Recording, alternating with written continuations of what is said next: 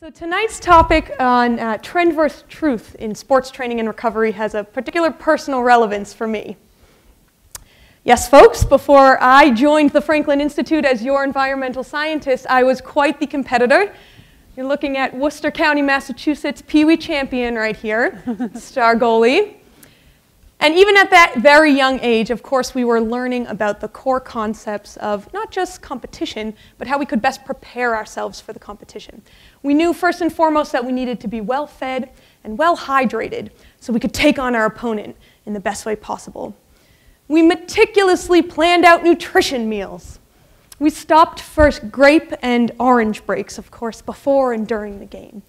We knew that they provided a good shot of vitamin C and that they'd give us a nice energy boost as we headed from the first into the second half. Of course, we didn't know at that time that it was thanks to the simple sugars breaking down and delivering glucose into our bloodstream, but we knew that fruit was good.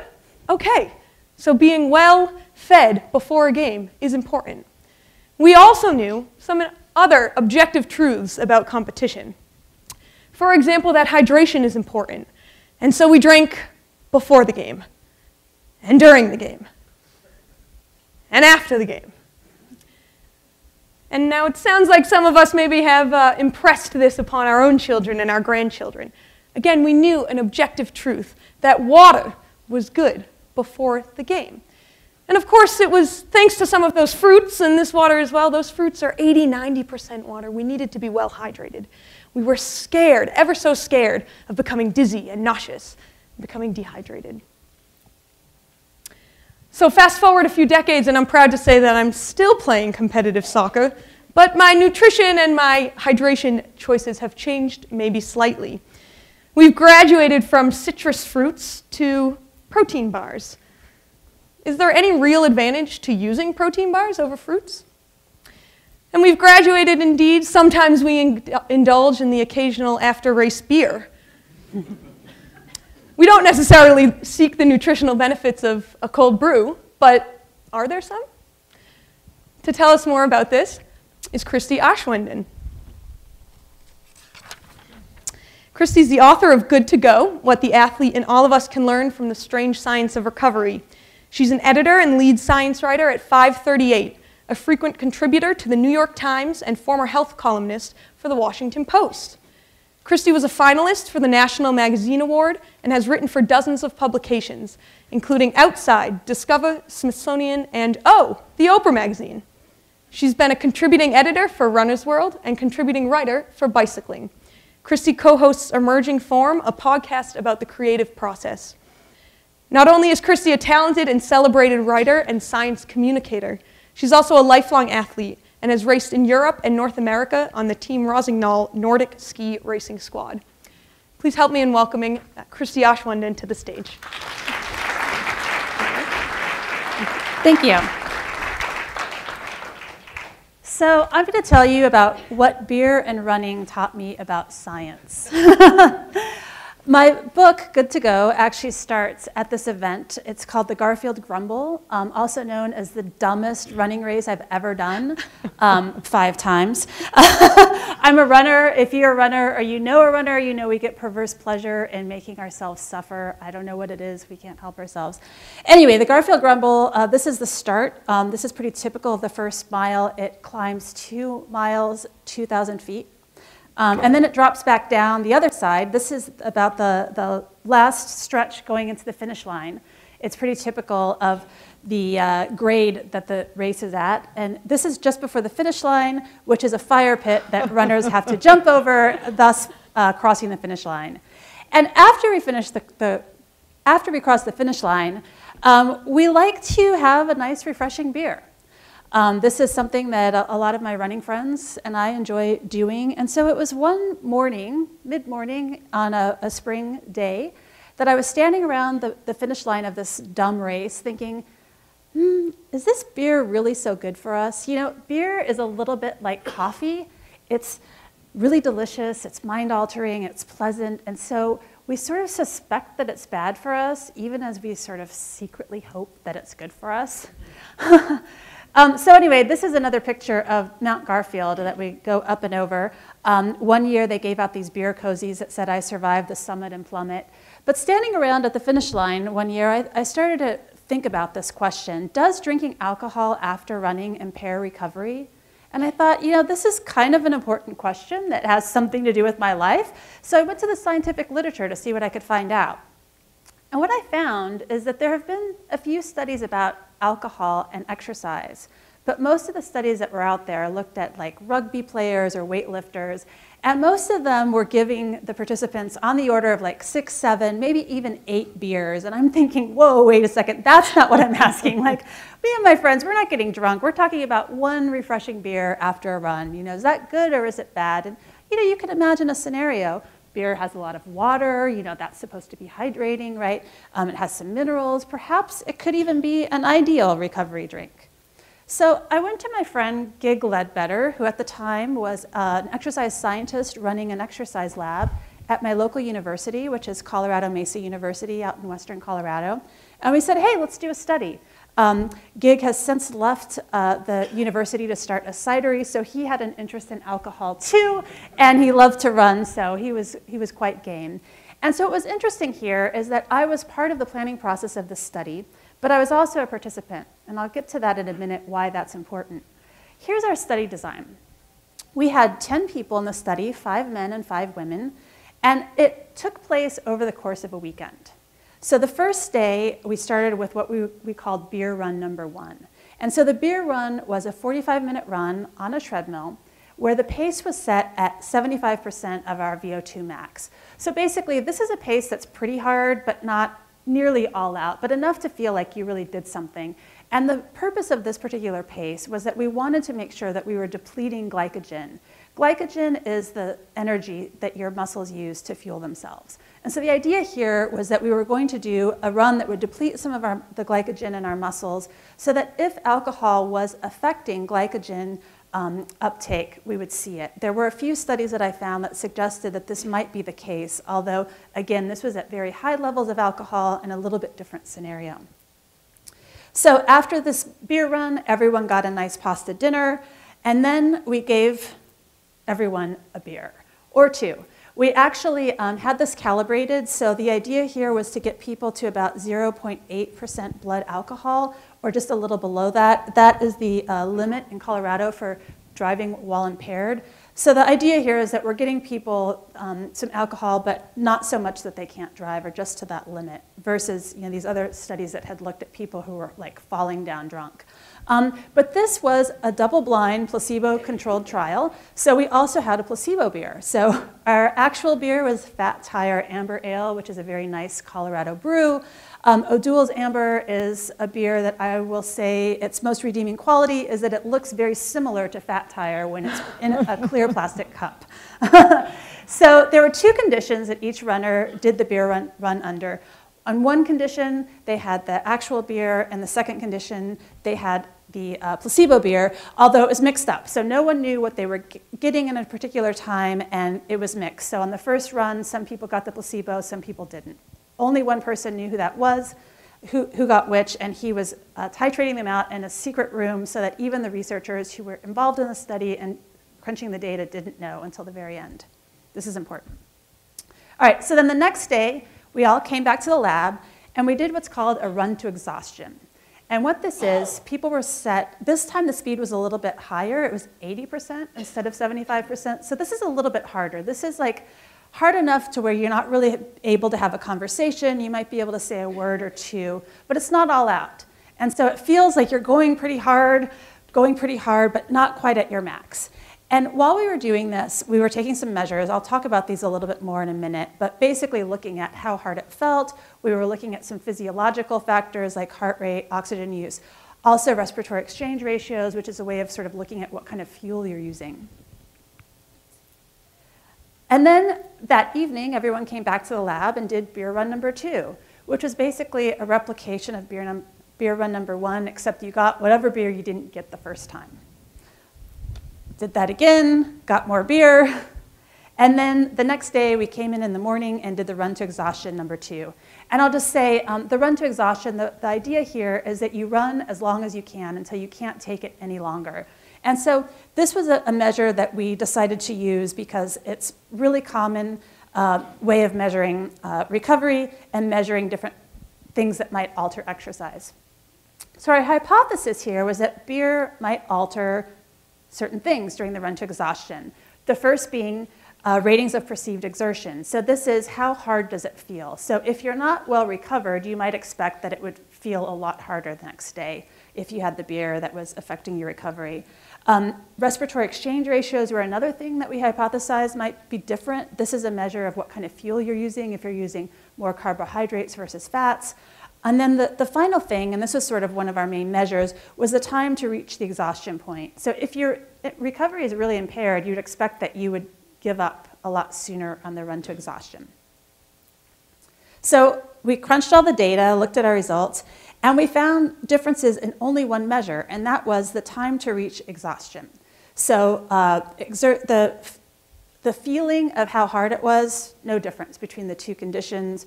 We didn't find any metabolic differences, but we did find that beer seemed to affect how long people were able to last on the run to exhaustion. And here's what we found. Women actually got a performance boost from beer. Those of us who are women in the study, on average, were able to go 22% longer on the run to exhaustion the morning after we'd had the beer compared to the morning after we'd had the placebo beer. Men, on the other hand, had sort of the opposite experience, where they were performing worse after the beer. Okay, so those were sort of our averages, but then we reran statistics and looked for p-values. And if you know anything about p-values in statistics, you know that if you have a p-value of 0.05 or less, you're able to say that it's statistically significant, the angels sing, and you can publish your study in a fancy journal. If any of you know much about p-values or are interested, I've written very extensively about this issue at FiveThirtyEight, and it's worth going there to hear a little bit more about that. But I won't bore you with that stuff tonight.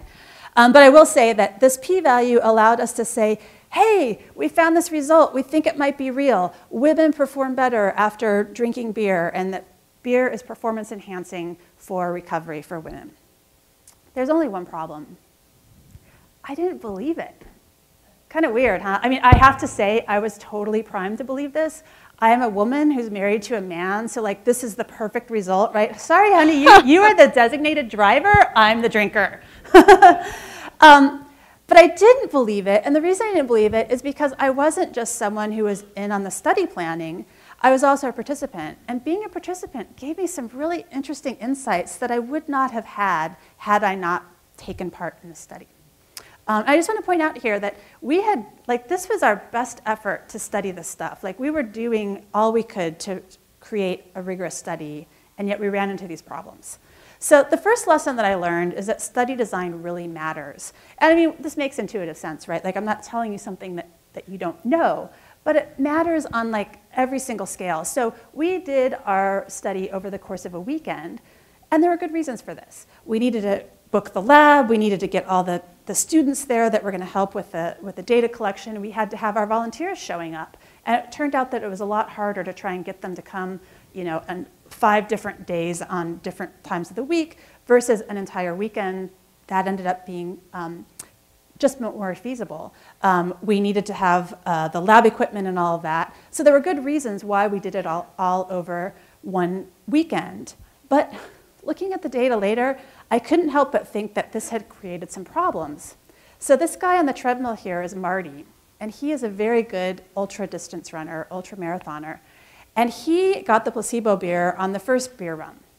And he lasted on the run to exhaustion something like 1 hour and 25 minutes. I mean, it was ridiculous.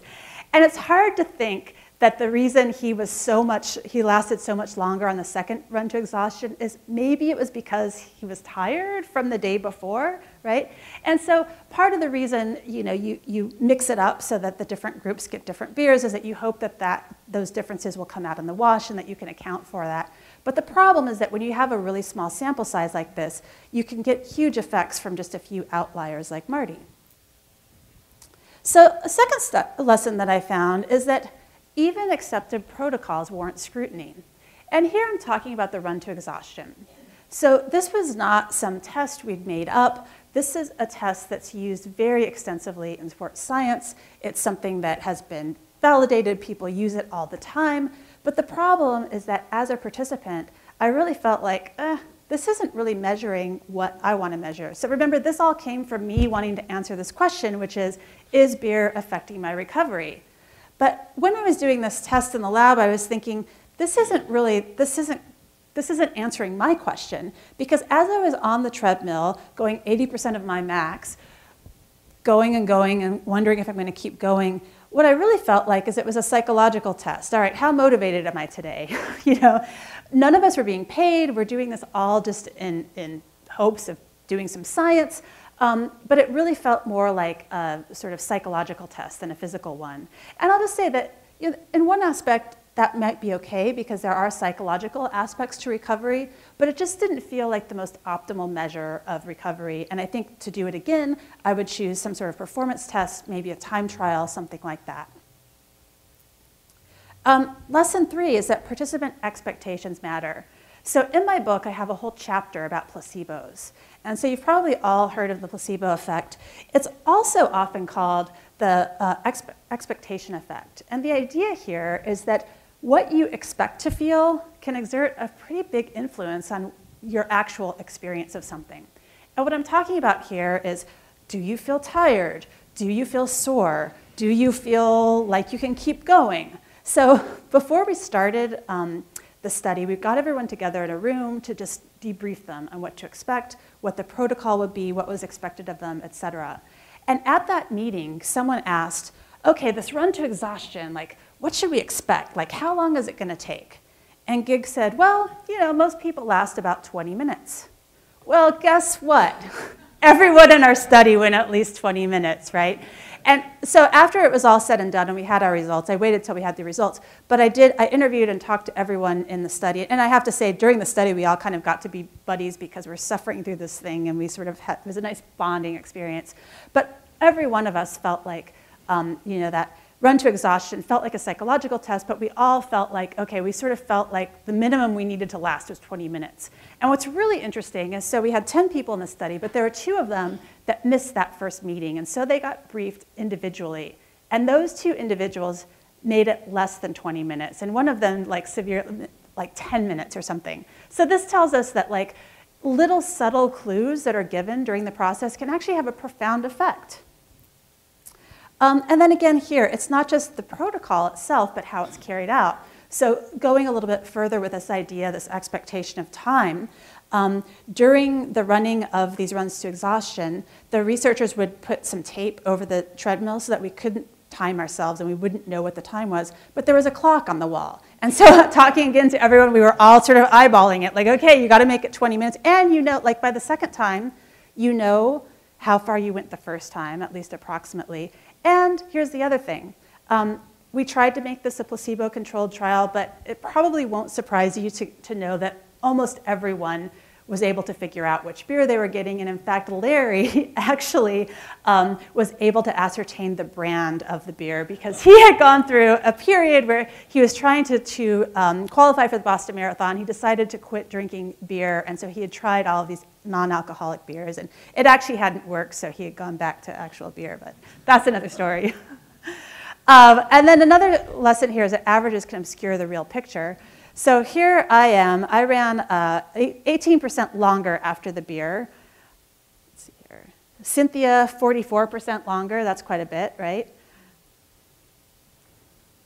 Kara, 16%. So there's some variation here. Here's Marty. He's the guy, 25 minutes longer after the beer. Whereas, look, Brian actually did a little better after the beer. So he was an outlier in the other direction. Whoops. And then Larry was 28% shorter. So these are the individual results here, and you can see that they're pretty varied, and that in both instances, for both the women are the top and men are the bottom. And you can see that there was a woman who did worse on the beer and a guy who did better. So we even had, it wasn't all going in the same direction. And so here I think you just have to be really careful Because our study was so small, it's really hard to really trust that it is an accurate representation of the whole general population. You see that we have so much variation here. So are you going to be like Larry, or are you going to be like Marty, or are you going to be like Kara? Like, we don't know. Whoops. And so then the final lesson is beware of enthusiasm bias and just so stories. Just so stories are stories that we create to explain the data. So studies create numbers, they create data, but our human minds think in stories. And this is important because this is how it works. Stories are very important because they're how we make sense of the world. But when you're creating a story to explain your data, it's really easy to come up with something and you think, well, it fits the data so well, it must be true. Well, it fits the data so perfectly because you created it to explain the data. And so it's really important that you're careful not to fall too in love with your explanations, and to continuously interrogate them, and to think really long and hard about how could I be wrong. You know, I was really primed to want to believe this result. I still want to believe it. But it was really important to look at our results and to look at the methodology and to look at all of these things and figure out what are the ways that we could be wrong? What are the ways that we could have been led astray? What are the things that seem certain here? And where are the parts that were less certain? And I think one of the big takeaways here is that science is not an answer, it's a process.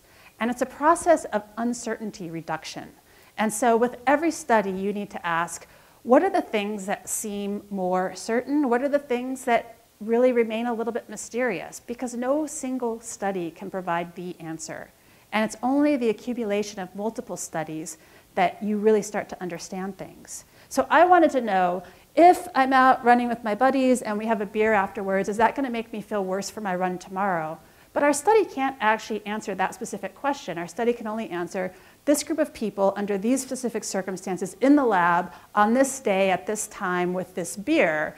And so we get specific answers like this from studies and we want to generalize them. But it's really hard to do that, and that's why it's really important to reproduce studies and to replicate them and to try things under slightly different conditions, because it's that way that you find those boundary conditions and you find out where things are true and where they don't hold these ideas. So I think that's all I'm going to say about that for now, and Rachel and I will continue our discussion. You can take the center seat.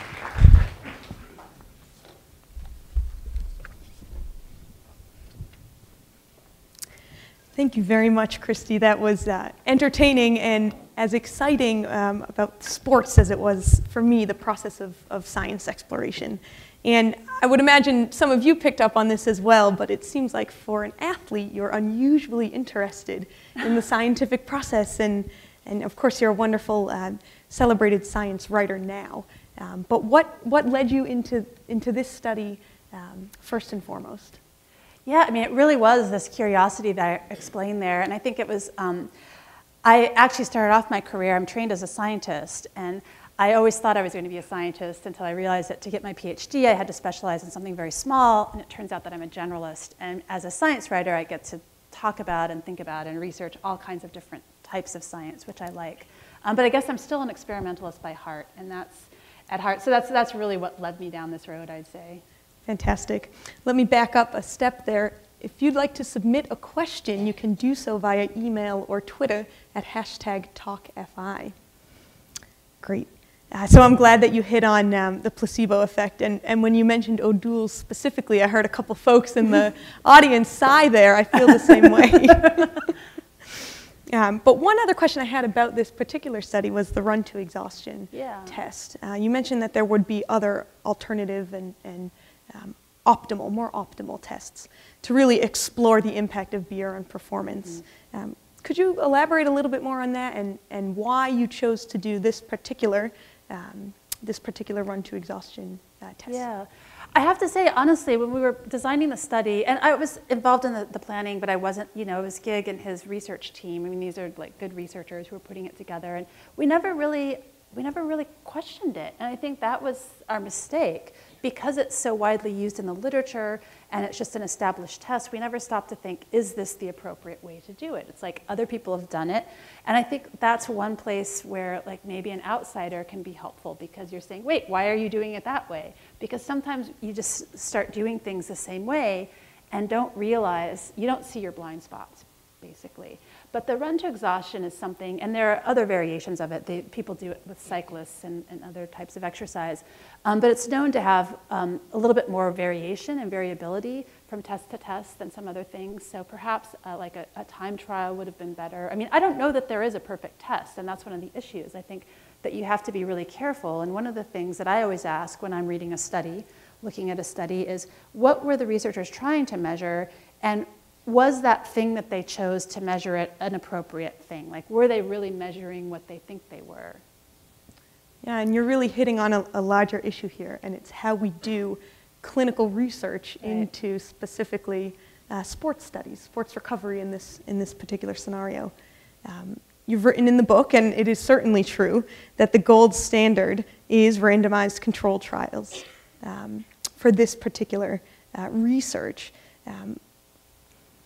Do you think, what is the greatest challenge with human subjects? So as an environmental scientist, you know, I deal in geochemical clean labs, and so I have a very set number of variables that could potentially go one way or the other.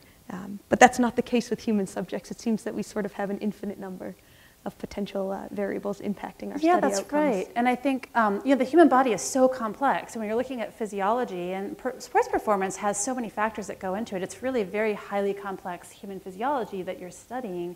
And because it's so complex, it's really hard to isolate particular factors.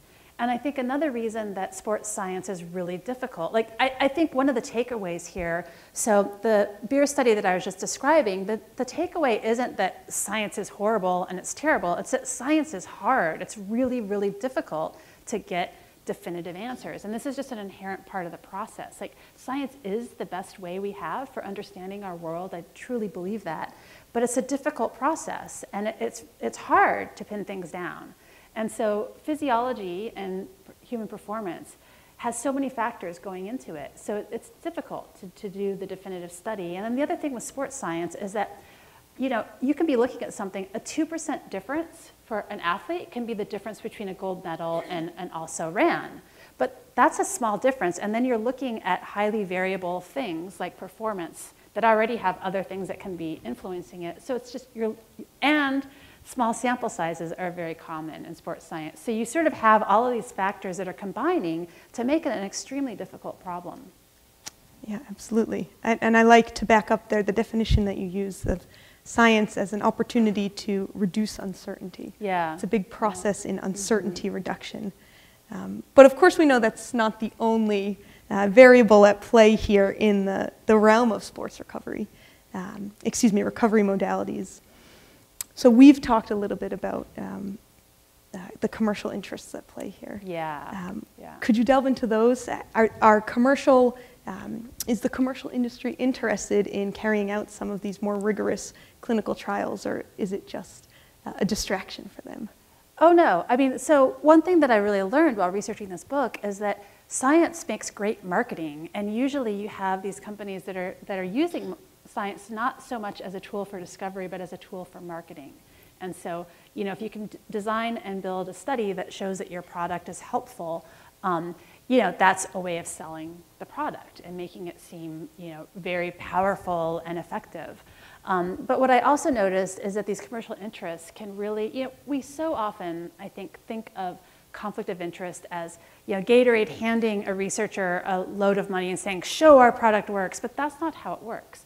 The conflicts of interest and the way that these commercial interests are influencing the science is that they're choosing what research questions get asked, they're choosing, you know, what sorts of things to look into. So for instance, Gatorade has the Gatorade Sports Science Institute, and they fund a lot of research on sports science, and I do not think that they are giving researchers money and saying, here, show that our products work. But they are saying, hey, we think hydration is really important. Go do a study showing how important hydration is, or like continue to research hydration. And so they set the research agenda, they set which kinds of questions get asked, they set what kinds of techniques are used, and this can be very influential. Sure. I have a passage here from the book I'd like to share. Oh, sure. That I think sums up this point quite well. And it was really startling to me. It's particularly about the supplemental manufacturing. So interviewing here a supplement guru, Jose Antonio. Oh, yeah. He says, if a supplement manufacturer makes a claim about their product, ask them for the published science on their product. If they can't provide that, it doesn't mean they've never done a study. It doesn't mean the product claim is wrong, but it means they haven't taken the time to do their due diligence to actually fund a study, which I think supplement companies should do. There's no better marketing than science. Yeah. That passage there, I underlined and italicized. It was Yeah. really breathtaking. No better marketing than science. And of course, you mentioned Gatorade specifically, who's one of the pros, the old pros at this. Yeah, yeah, and I think it's worth pointing out, I mean, it's hard because, you know, with medicine, you have things like the NIH that funds clinical research, but there isn't a lot of money for sports science research. And so if you're a sports science researcher, you know, Gatorade injects a lot of money into the field, and that's not necessarily a bad thing, but like I said, it sort of influences what questions get asked, and it also means that then they're taking very good researchers and sort of buying their credibility to go along with it.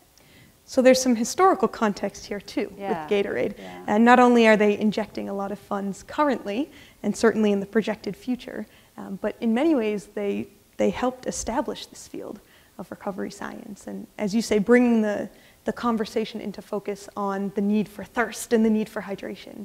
Could you elaborate a little bit on that storyline? Yeah, sure. So, I mean, I guess the bottom line after doing all this research and looking into it, and this is sort of basic physiology, is that really the approach that's most scientifically based and most advisable is to drink to thirst. Whether you're exercising or not exercising, we're told constantly that we need to drink before we're thirsty, drink early and often. It turns out that's not the case. But what's happened is we've sort of conflated heat illness with dehydration.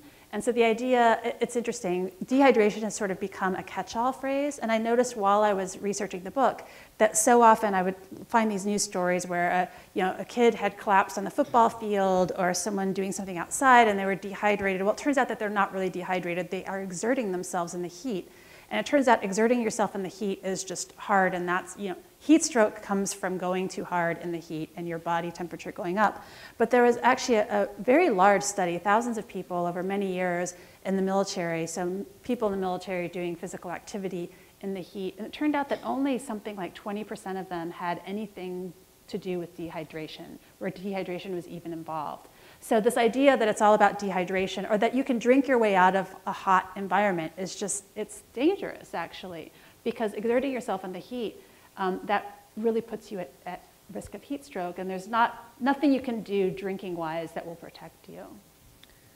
So do you think it's partly due to Gatorade, shall we say, that we think we need to overhydrate? Oh, I mean, I don't think, look, Gatorade obviously, would like you to drink their product, but it's not just Gatorade. I mean, this is something that has just become standard advice, and it's dangerous. So while I was researching the book, I tried very hard to find an example of someone who had died of dehydration on a sports field or in a marathon or something like that. I didn't find a single example. But what we have now is people who are dying from drinking too much. It's called Hyponatremia, also called water intoxication. And it turns out if you drink too much, if you drink beyond thirst, if you drink when you're not thirsty and you're drinking, like people are advising, you can make your blood too dilute. You could have all kinds of problems. One thing that's really tricky about this is that many of the symptoms are very similar to dehydration. So it's like fatigue, dizziness, confusion. And so in some cases, someone expresses these symptoms, and so they're given an IV, which is exactly the wrong thing and could put them into a clinical state. But we now have people, I found at least 5 examples of people who had died from overhydrating during a marathon. Wow. And it's really that hard to detect. Beyond physical symptoms, are there other ways to detect hyponatremia on site at the marathon? On site, yeah, I mean, I think now this is sort of on the radar of medical folks, and so they can look at it, but it's hard. It is difficult to know, and so one question you have to ask them is, have you been drinking a lot? So one of the examples, one of the people that I found who had died, it's very tragic. This was someone who'd been training really hard for the marathon, and she just really wanted to be sure, so she was stopping at every aid station and drinking a lot of water. And this is particularly tricky with people who are doing it in slower times, because they have more opportunities to continue drinking.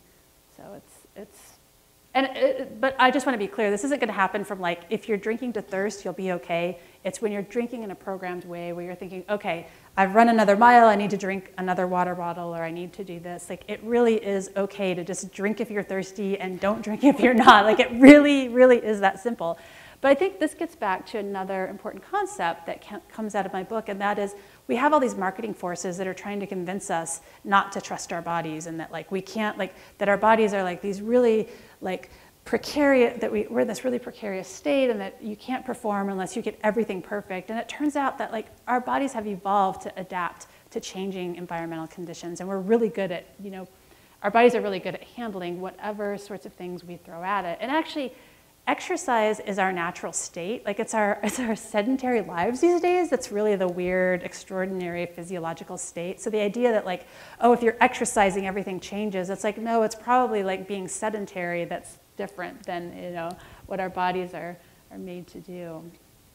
I like that. Exercise is our natural state. Yeah. I'll remind my director of that next time we need to run during the day. That'll be great. Yeah. So we should say everything we've touched on so far, Christie goes into great detail in her book. And so certainly dehydration versus overhydration is one topic.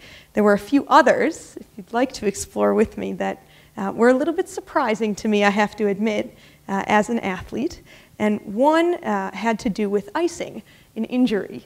And so tell us, please, what's the deal with icing? Am I wasting my time and my frozen water on my kneecaps? Right. Well, do you enjoy doing it? Is this a trick question? No, it's not. I do. I suppose I do. Oh, okay. Well, that's good.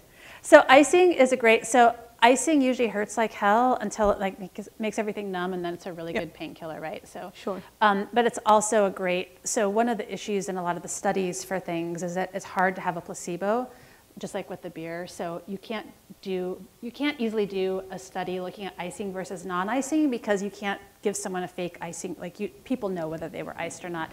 And it turns out the placebos that hurt are like way more effective than placebos that don't. No joke. So a placebo pill is less effective than a placebo shot. Like, this is well-established science, so it's really interesting. So this is an issue with it. But there's some really interesting studies. So one that comes to mind is where they put people on this exercise strength training program, doing stuff where they were expecting people. It was sort of designed to make people sore. And so they would, in one condition, I think it was something with the arms and with the legs with another one, but they would ice only one limb. And it turned out that the limb that was iced actually experienced more soreness, made fewer adaptations, so like had less of a performance gain over the course of the training program. And they also seemed to find some differences between like protein uptake in the muscles. And so the takeaway here, it's really interesting. One of the reasons that people say that you should ice, the idea is that you're going to reduce inflammation. And this is a cell that I found with a lot of recovery products. So many things. It's like, this is going to reduce inflammation. Well, guess what? Inflammation is your friend. Like, inflammation is literally like our body's healing process. And when you go out and train, I mean, if you're doing an event or a competition, then it's a little bit different. But if you're training, you're going to the gym, you're doing it because you want to get fitter, faster, stronger, right? But the way that you get fitter, faster, stronger is your body makes adaptations in response to that exercise. So when you are lifting a heavy weight, you create little micro tears in your muscle. And your muscle goes in and it uses the inflammatory process to go in and make repairs to that muscle to make it stronger for the next time so that you're better prepared. This is why the third time you go do arm curls, right, you're going to get less sore than the first time. This is called the repeat bout effect. It's really well established. But you need inflammation to do this. So if you're reducing inflammation, you're actually reducing your benefit from the exercise. And this is something that's been shown in multiple studies. And it's something that also extends to other things that are meant to reduce inflammation. So another example that I talk about in the book is a lot of endurance athletes like to pop ibuprofen and other non-steroidal anti-inflammatory drugs. And the idea here is they're sort of like prophylactically using it. I think I might get sore. I think I'm going to get some inflammation during this long run. Well, it turns out that doing that, not only does it not really reduce inflammation that well, but it can actually impair the healing process and impair adaptations that you'll get. And there's some kind of intriguing evidence that, like, using it for like a sprained ankle and things like this, you can also reduce the healing process. Now that said, I am still a proponent of using these things like Advil is a great pain reliever, and if you're in a lot of pain, like take it. It doesn't like, you know, but it's not a good idea to take it just because you think you will experience a little bit. There's actually no evidence that it will help for soreness.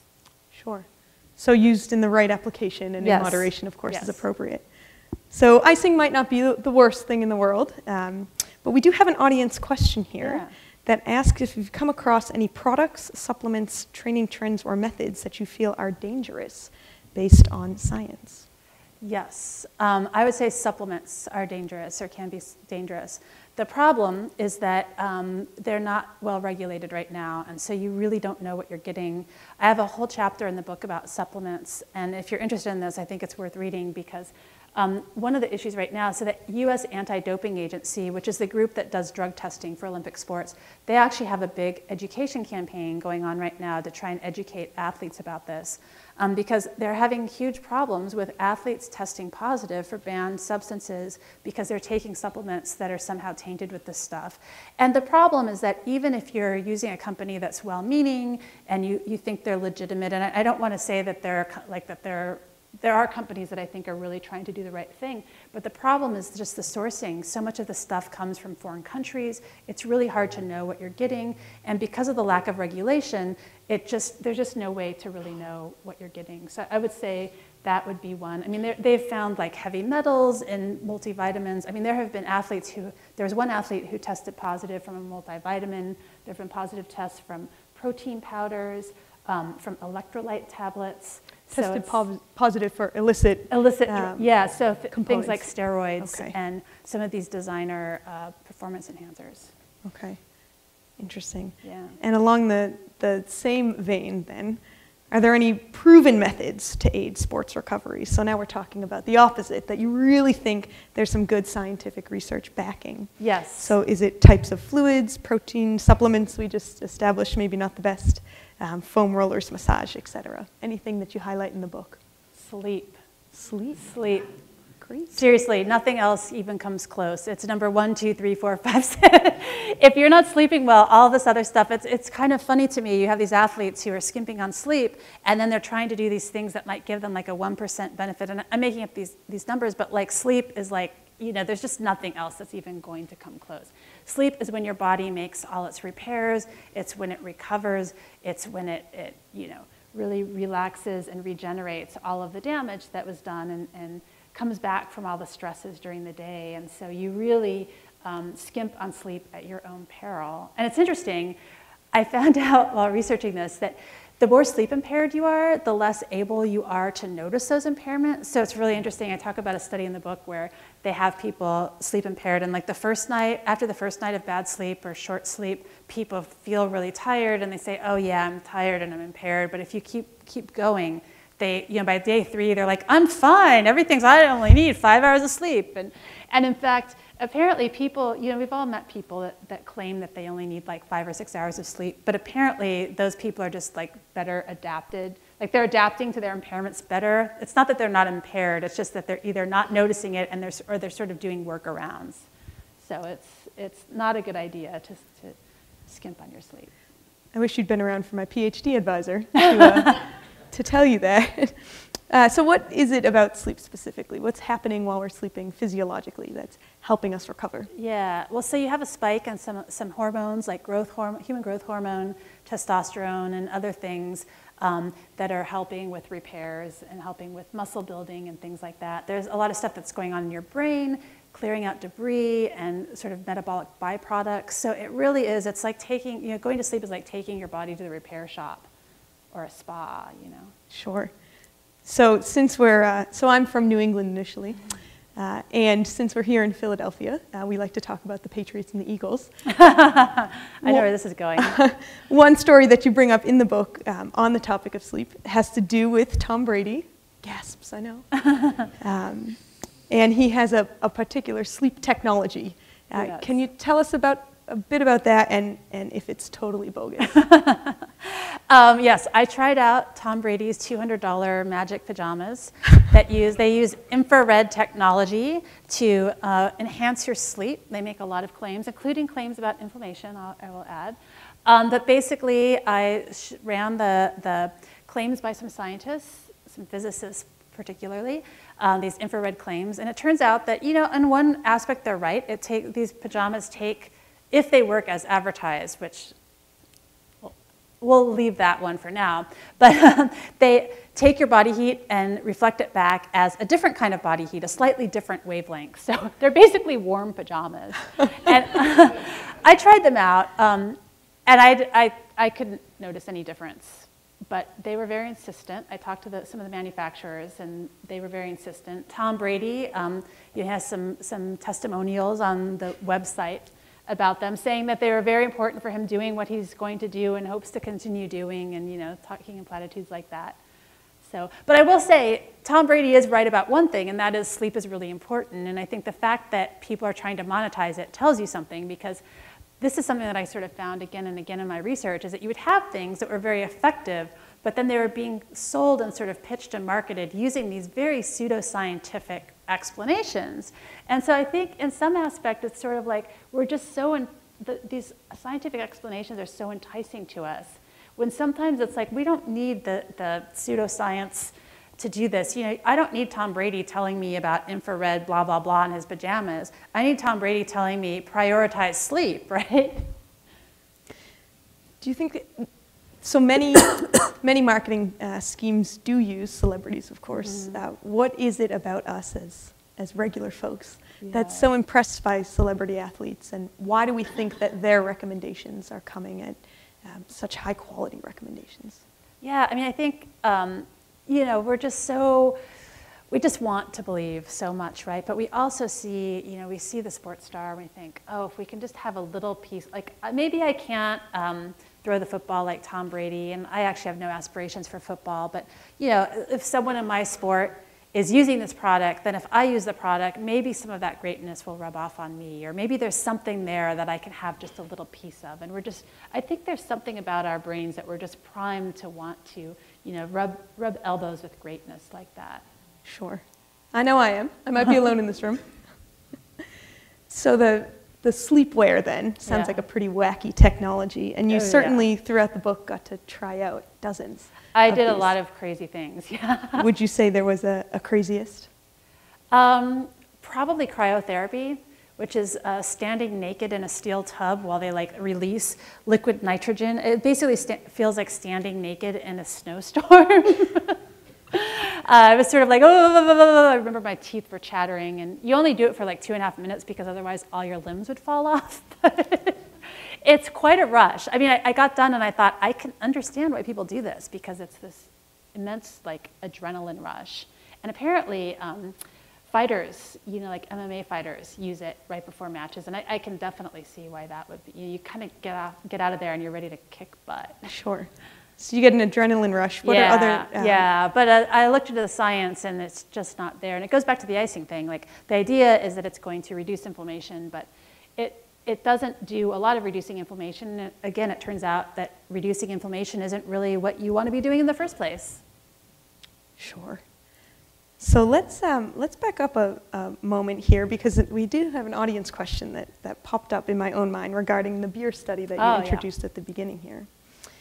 And there's two questions here, one after the other. So I'll start with the first, and it's, have you attempted any other versions of this beer recovery study? Yeah, I haven't, and I would love to. I keep thinking I would love to do a follow-up, and even just doing, in fact, I was talking the other day to one of the researchers, and we were talking about some of the variables that we would like to change and do it. So I think it might happen. But it's been kind of interesting. So this is one thing that's a little bit frustrating too, because we did publish this study. It was in one of the students, so there were some undergrads that were involved in the study, and so they presented it at a small conference, and it was published in the proceedings. But this happens a lot. Someone does a small study like this, and then sort of nothing else happens. And so ideally, you would have more people doing it and sort of continue the process. But there are a lot of studies that just there's a one-off, and then people move on. Or in some cases, ours was maybe too small. to be taken as definitive, but you'll have a study that, doesn't provide the final answer, but people will look at it like, okay, so we know this now, and we don't know this now. We need to replicate things. It's really, really important to do replications and to do not just doing the same study over, but trying different variables and trying different approaches to see, is this really true under all conditions? Was there something about these particular conditions that gave us our result? Sure, and I would imagine that that's a challenge in clinical research, just the logistics of bringing together people for the same study over and over. Yeah. So another thing that I want to bring up here, and this is kind of interesting, also frustrating, is if you're trying to, so while I was researching the book, I did a lot of digging into the scientific literature. I read literally hundreds of papers, and so often I would be looking at a particular thing, so let's say icing, and trying to read all the studies I could find about icing. But there's a problem when you're looking at the scientific research and trying to understand, like, what do we actually know? And that is that not all studies get published. And so this is a problem called publication bias. So if I were to tell you that there were 5 studies that showed that icing is really effective, you would say, wow, that seems pretty definitive and pretty convincing. This must really work. But if I told you that there were 10 studies of icing and 5 of them seemed positive and 5 of them seemed negative or neutral, you would be much less convinced. And this is an issue because if we're not seeing all of the evidence that's out there, and if only the positive studies are being published, then it really skews, the picture that you're seeing and the conclusions that you're reaching. And this is something that's being thought of. Like, this isn't just something I discovered for myself. This is a big issue in science, and there's a lot of work going on to try and address it. And in fact, there is currently, this is very new, but there's a new movement in sports science to look at this. It's a group called STORC, which is an acronym that I can't remember. It's something like Society for Transparency and Openness and Reproducibility or something in kinesiology. But they're proposing some different protocols and different approaches to try and address some of these things. But it's a long road ahead. And again, this goes back to the idea that science is just really hard. I'm not at all saying that the researchers in this field aren't well-meaning and aren't good people and aren't doing good work. It's just a really, really hard problem that they're tackling, and it's not going to be an easy nut to crack. Sure. So I'd like to put a pin in that and come back to our second beer question. Sure. And this audience member asks, how does the diuretic property of beer/alcohol align with the need to hydrate? Yeah, that's a really good question. And it turns out that alcohol may not be quite as dehydrating as, it depends on the circumstance. It's a little bit complicated, so I won't try and explain it in all depth because I might get something wrong too.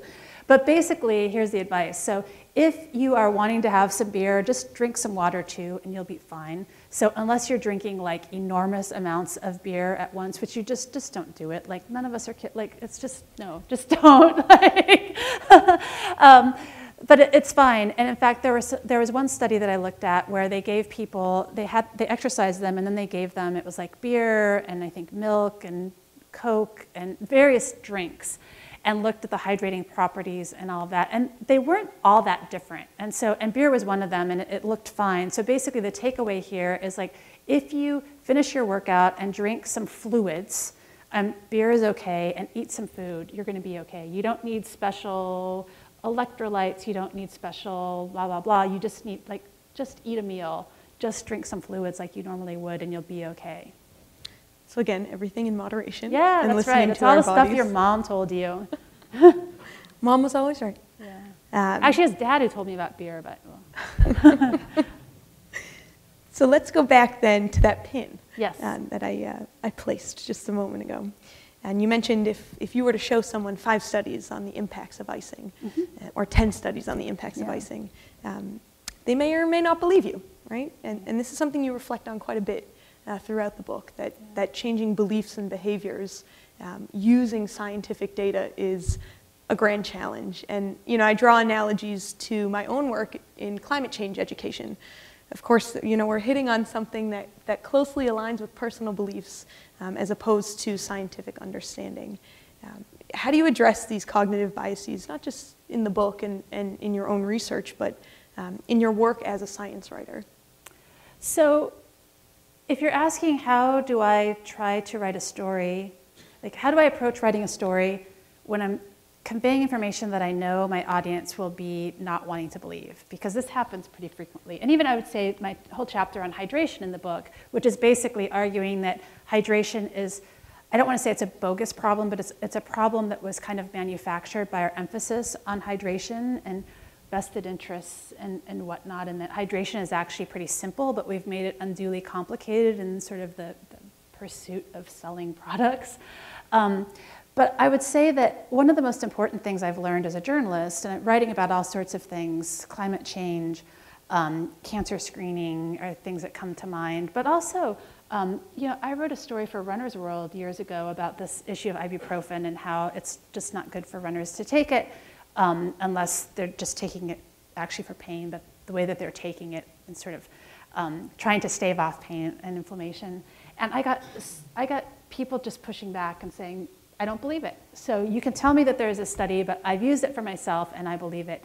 And so what I've come to realize is that it's really hard to overcome personal experience with scientific facts.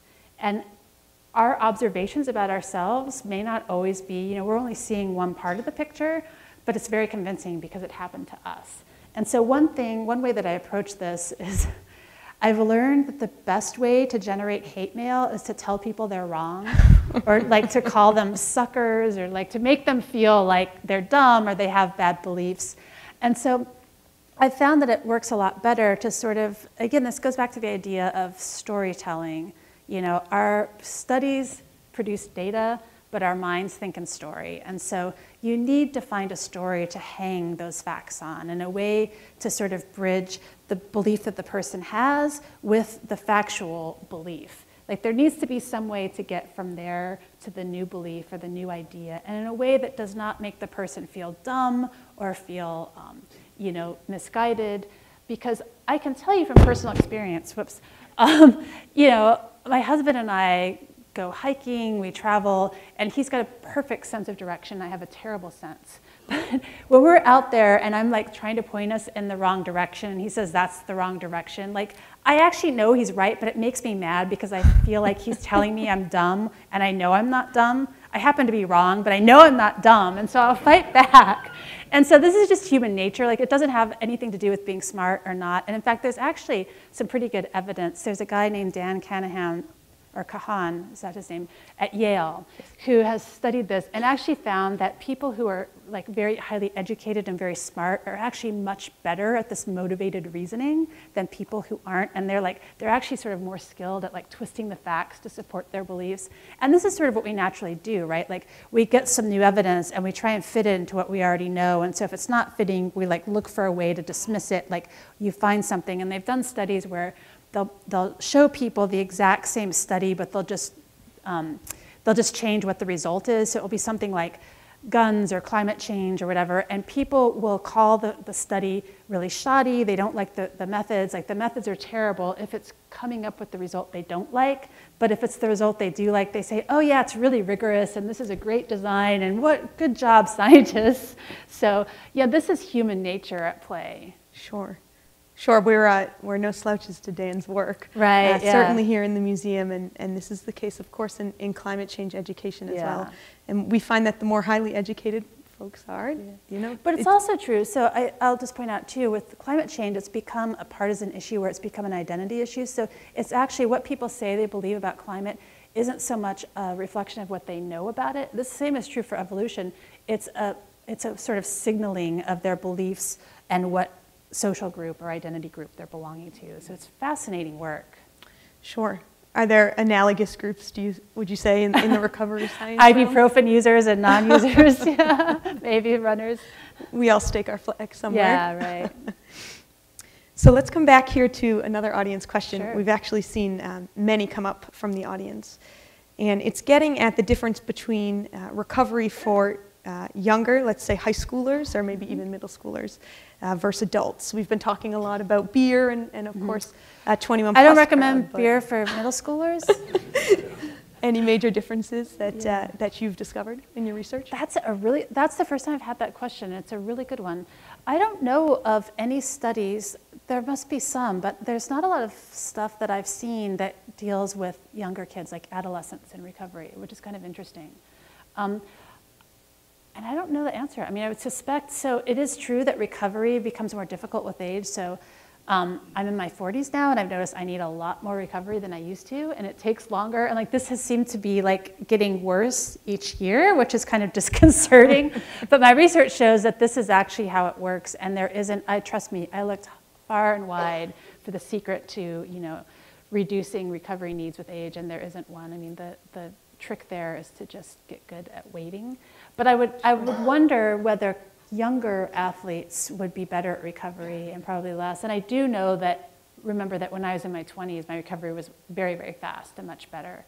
Sure. So, but I don't know about adolescence, like if there's a sort of a tipping point or not. So that's a good question that I don't think we have good answers for. You also wrote in the book that as you and your friends get older, you've noticed the growing role of relaxation and meditation in your recovery practices. Mm-hmm. Can you reflect on that a little bit? Yeah, so I think one very underappreciated aspect to recovery is the psychological component. So to your body, stress is stress, whether it's exercise, a hard workout, or just these things that we normally call stress, work stress, life stress, stress at home, stress on the job, etc. And so you can't really have optimal recovery unless you're addressing the stress in your life. And so many of the things that are actually effective at recovery are things that just help you relax. And like at its most basic form, recovery is rest and relaxation. So there are a lot of modalities I found where they were giving these like really sort of pseudoscientific explanations that actually did work, but the way that they worked is they were sort of a ritualized way for people to take time out of their day and relax. So, massage is a great example, and I'm a huge believer in massage. It feels great. I feel like it really does help my recovery. There's not a lot of great science that's showing that it's doing physiological things, but I'll tell you what it does do. It makes you lie there for an hour and relax and not look at your phone, not, zone out on other things. You're really just lying there relaxing, and you're also, the thing about massage is it's really great for body awareness, and I think this is really important, particularly with elite athletes. So they're really checking in on their body, and you have the massage, and it doesn't always feel great. You're not always like actually feeling relaxed, but you're feeling, oh wow, I'm really sore in that place, and you're sort of checking in on how you're feeling. In the book, I kind of make the argument that the most important skill that any athlete can get develop is a really acute awareness of what their body's telling them, an ability to read their body's signs, whether it's thirst, hunger, soreness, recovery, all of this, because a lot of this is very individual, but learning how to read your body is really important and sort of a crucial part of the process. And it's hard to do these days because we have all these products and all this messaging telling us that we can't trust ourselves, and you don't feel thirsty, but you need to drink, or you might not be hungry yet, but you need to eat this thing. Whereas really what we need to do is just learn to relax a little bit and listen to what our body's telling us. Sure. On the topic of massage specifically, I think that there's some pseudoscience out there about the idea that massages can release toxins into your blood. What's the deal with blood toxins? So basically, anything that's telling you it's flushing toxins, like that's kind of a red flag for pseudoscience and scammy stuff. Our bodies, it is true that we can ingest toxins in our bodies, but our bodies are really good at getting rid of them. You don't need to do a special diet or special rituals or things like that.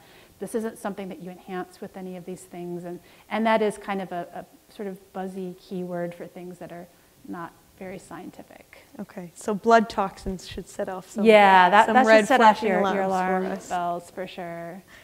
Very good. So if we could sort of pivot a little bit, I know that some of your other work focuses on the discussion of curiosity in the field of science specifically. We have an audience question here that I think relates quite well to that, and it's what kind of recommendations you would give to younger folks interested in science research. And I have a feeling that curiosity might feed into that narrative a little bit.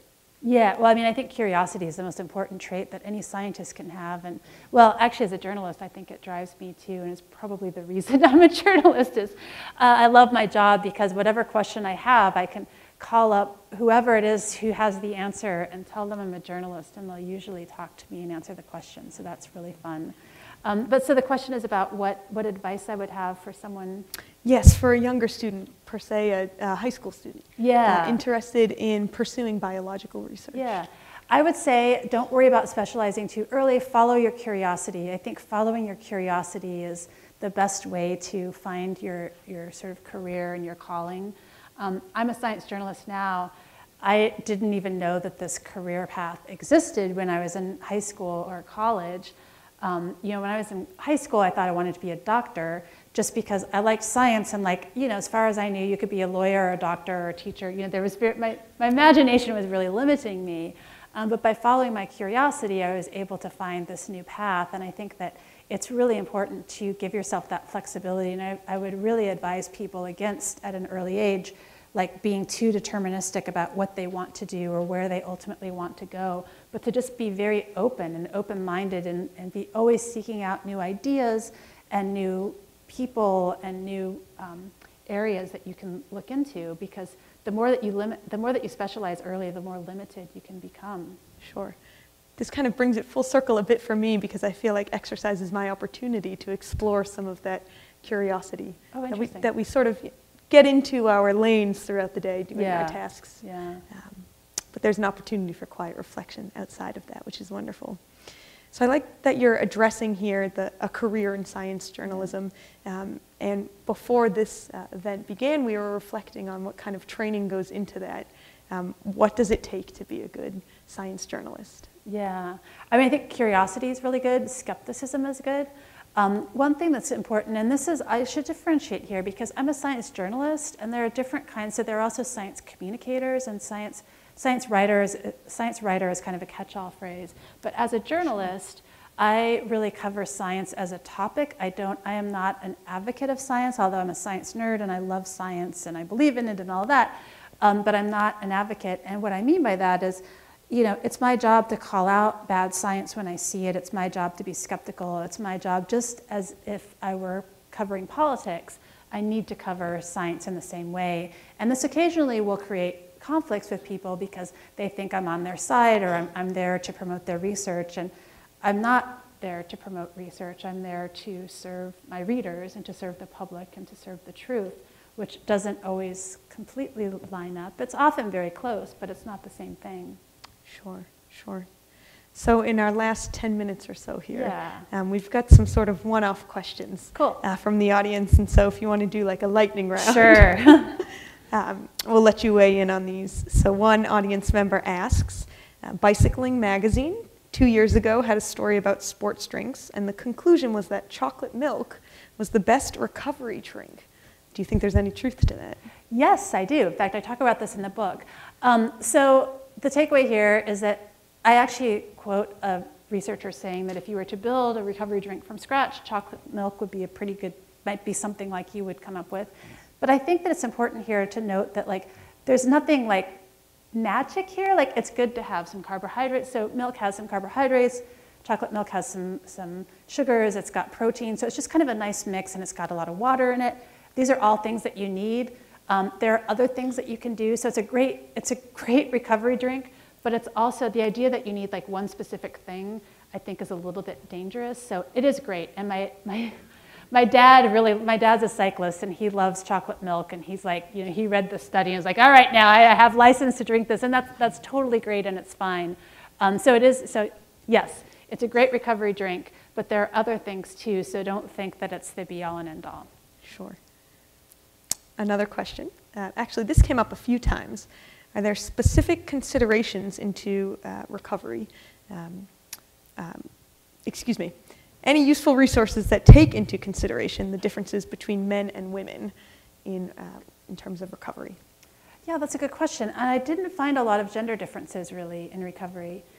If there are some, they haven't been well characterized. Mm-hmm. I don't know that there's a lot of difference. There are obviously a few hormonal differences, but really recovery is recovery. Men and women train pretty hard, both genders. So. Sure. And are there any wearable technologies you would recommend over listening to our own bodies? Is there a way that we can sort of hijack our own bodies and understand them a little bit better with some technological advantages? Yeah, so I have a whole chapter in the book about data collection, and the chapter's called The Magic Metric, but it's all about the search for data and metrics that you could use to look at recovery. And I'll just cut to the conclusion, which is science has yet to find a measure that you can find on your sports watch or any sort of measurement device that will tell you you're recovered or you're not. But I think that these things can be helpful if they're helping you to pay attention to the right things. So there's no one metric, whether it's heart rate variability. I mean, there are a lot of things that people have looked at. But really, at the end of the day, just the answer to how are you feeling is the most powerful way that you can track recovery and track response to exercise and to training as well. And there's actually some pretty good evidence that mood is really powerful as well. So if you're really feeling really cranky or really moody, that's an indicator that you're maybe training too much or you're tired. And it's kind of like kids are like this, right? Like when they haven't had enough rest and they're overtired, they get really cranky. Well, that happens to adults too. And I have one coach that's in the book. I was talking to him, and he says that he likes to make friends with his athletes' spouses, and he will ask them, so when the spouse says, yeah, he or she's really moody or cranky, he knows it's time to dial back the training. Wading into dangerous waters. Right, yeah. So again, hitting on this theme that we've weaved throughout the talk, listening to our bodies, everything in moderation. So for the final lightning round question here, this has also come up a number of times. And it's about the impact of CBD oil, applying it topically, for example, or ingesting it. Is there any good research into using CBD oil to alleviate pain? Yeah, that's a really great question. And I wrote a story for FiveThirtyEight recently about CBD. And it's interesting. So there is some really intriguing evidence that it could be helpful. The problem is we don't have really strong evidence because it's really hard to study just because it's been illegal for so long. There's also the issue of it's hard to know. Right now, the condition that we have, and so I'm in Colorado where all of this stuff is legal, whatever. So it's a place where you could experiment if you wanted to. But it's really hard. This stuff isn't very regulated, so it's hard to know. It's kind of like supplements. It's hard to know what you're actually getting. And there have been some studies showing that some of the CBD stuff doesn't have as much as it's purported to and things like that, which doesn't mean that the stuff doesn't work. It's just hard to know what you're getting. But I think that this is an issue that's going to be studied more and more because now that this stuff is becoming legal, it's going to become a lot easier for people to study it. And so there's some studies going on right now, but at the moment there isn't a lot of research just because it's been hard to get. And it's hard, if you're at a university too, to get permission to do it, and you have to get through institutional review boards, which may frown upon this stuff. But I think that that's changing. So I think in 5 or 10 years, we're going to know a lot more. This is just kind of like the early days of that research. Sure. And in Pennsylvania specifically, as we move towards legalizing medical marijuana, of course, this is a topic on many of our minds. Yeah. And this is a perfect opportunity to plug our next speaker series event on March 6th, which will discuss specifically legalizing medical marijuana, its potential health benefits and applications, moderated by Dr. Jay Atridas. So I think I'll wrap us up there, Christie. Are there any final comments that you'd like to reflect on with our group here tonight? I guess I would just say if there's one bit of advice I would give to you, it is to prioritize sleep. Like that is just the most, and it's not just for athletic recovery, it's for everything else in your life, your performance at work, getting along with your family, whatever. Like it's so powerful, such a powerful healing thing that you can do, and it will change your life. Sure, and we could certainly use a little bit more of it. Yeah. Please join me in thanking Christie Aschwanden.